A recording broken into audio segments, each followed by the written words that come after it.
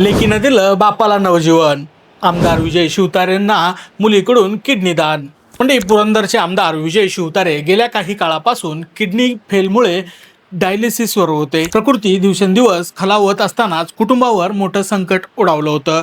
मात्र अशा कठीण परिस्थितीत आयुष्याच्या आशेचा किरण ठरल्या त्या त्यांच्या लेकी डॉक्टर ममता शिवतारे. एकीकडे डॉक्टर म्हणून कर्तव्य पार पाडत असताना दुसरीकडे मुलगी म्हणून जबाबदारी ओळखत त्यांनी वडिलांना किडनी दान करण्याचा मोठा आणि भावनिक निर्णय घेतला आहे. या निर्णयामुळे विजय शिवतारेंना नवजीवन मिळालं असून त्यांच्या प्रकृतीत सुधारणा होत असल्याची माहिती समोर येत आहे. मंडळी, डॉक्टर ममता शिवतारे यांच्या या धाडसी आणि माणुसकीपूर्व निर्णयाचं सर्व स्तरातून कौतुक होत आहे. लेक असावी तर अशा शब्दात लोक भावना व्यक्त करत आहेत. म्हणजे तुम्हाला याबाबत काय वाटतं कमेंट करून नक्की सांगा. त्यासोबतच आमच्या यूट्यूब चॅनलला सबस्क्राईब करा, इंस्टाग्राम पेजला फॉलो करा आणि या व्हिडिओला लाईक करायला विसरू नका. धन्यवाद.